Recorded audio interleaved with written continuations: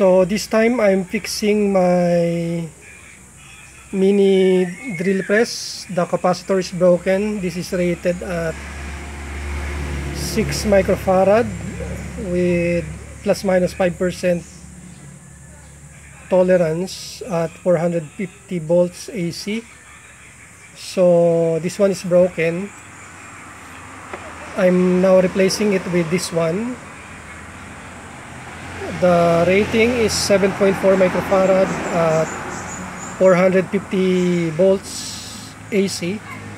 So the increase in microfarad capacitance is negligible, as the other one has a 5% tolerance.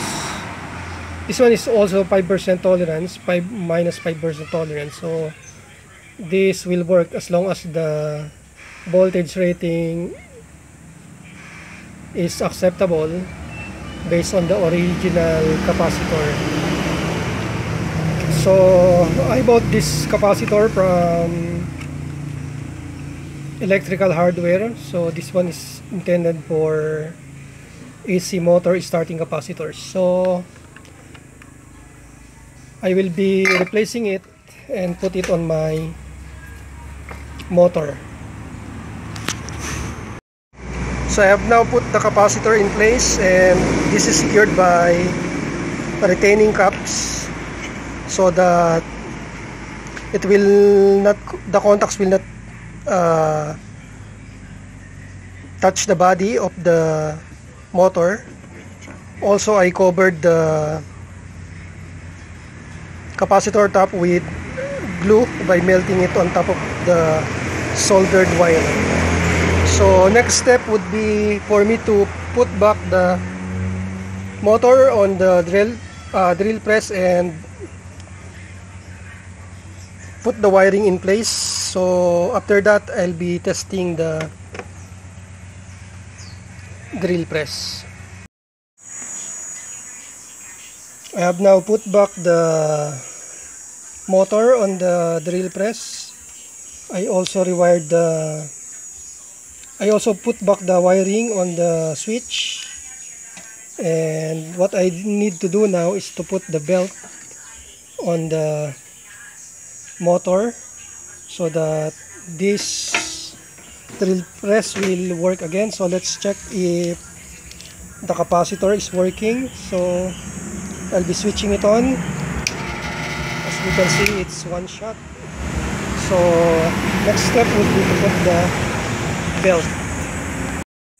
So I have now put back the switch and the motor on the drill press.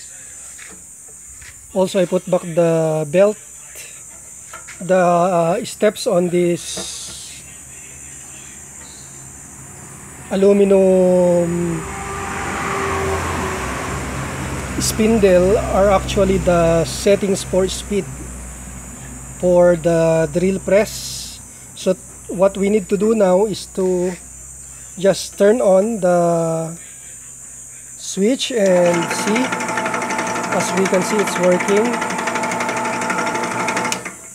So this setting is for the slowest speed of the motor or the drill press, since I'm mostly drilling soft metals. So you can find the settings here. The slowest is at the bottom, which is 620, and the highest is 5 at 2620 RPM. If you put the belt on top, then it would be much faster. So you may ask me, what is the usual problem that you would experience if the capacitor is the culprit, if your drill press doesn't start to work properly? So usually you may experience a slow start on the drill press, and once you put a load or any material that you need to drill, once you press down, the drill press will not be able to drill on the material. So the usual problem would that be for that trouble is the starting capacitor, which is now broken and you must need to replace it.